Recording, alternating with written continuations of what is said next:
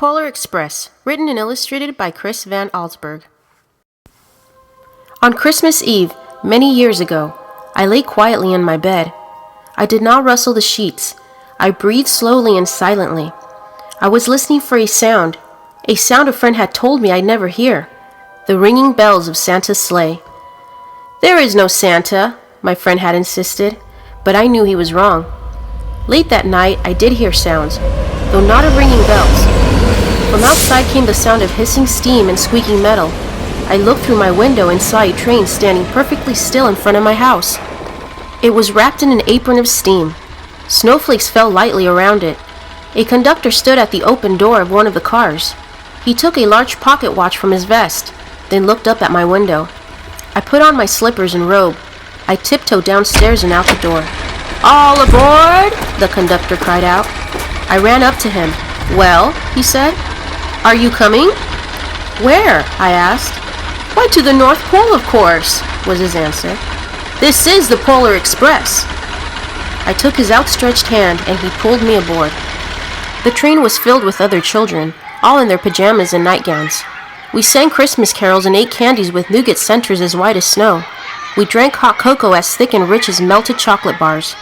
Outside, the lights of town and villages flickered in the distance as the Polar Express raced northward. Soon there were no more lights to be seen.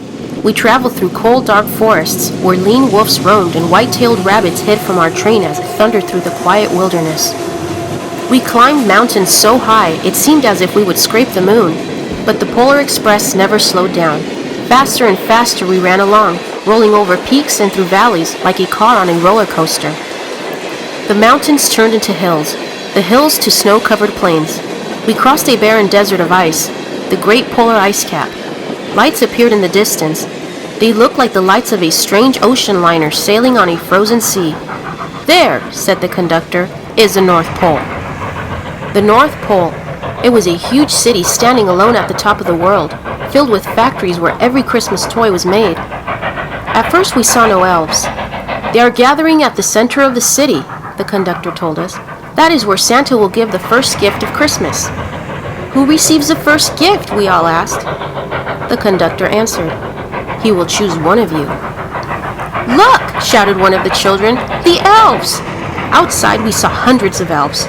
As our train drew closer to the center of the North Pole, we slowed to a crawl. So crowded were the streets with Santa's helpers. When the Polar Express could go no farther, we stopped, and the conductor led us outside. We pressed through the crowd to the edge of a large open circle. In front of us stood Santa's sleigh. The reindeer were excited. They pranced and paced, ringing the silver sleigh bells that hung from their harness. It was a magical sound, like nothing I'd ever heard. Across the circle, the elves moved apart and Santa Claus appeared. The elves cheered wildly. He marched over to us and pointing to me said, "Let's have this fellow here." He jumped onto his sleigh. The conductor handed me up. I sat on Santa's knee and he asked, "Now what would you like for Christmas?" I knew that I could have any gift I could imagine. But the thing I wanted most for Christmas was not inside Santa's giant bag. What I wanted more than anything was one silver bell from Santa's sleigh. When I asked, Santa smiled. Then he gave me a hug and told an elf to cut a bell from a reindeer's harness. The elf tossed it up to Santa. He stood, holding the bell high above him, and called out, "The first gift of Christmas." A clock struck midnight as the elves roared with approval. Santa handed the bell to me, and I put it in my bathrobe pocket. The conductor helped me down from the sleigh. Santa shouted out to the reindeers' names and cracked his whip.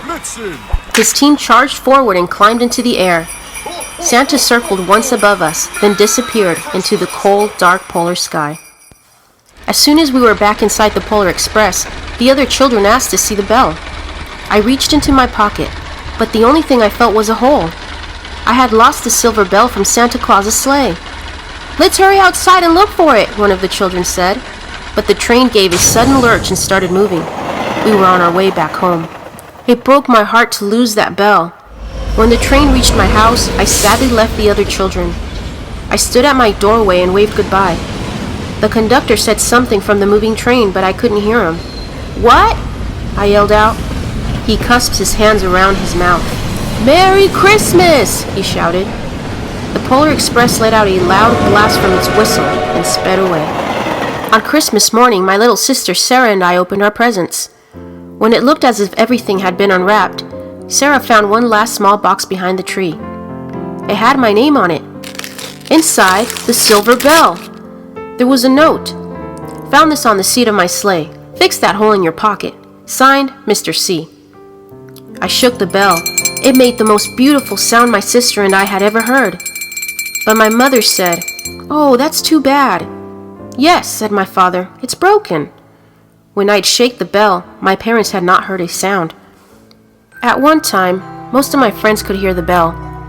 But as years passed, it fell silent for all of them. Even Sarah found one Christmas that she could no longer hear its sweet sound. Though I've grown old, the bell still rings for me, as it does for all who truly believe.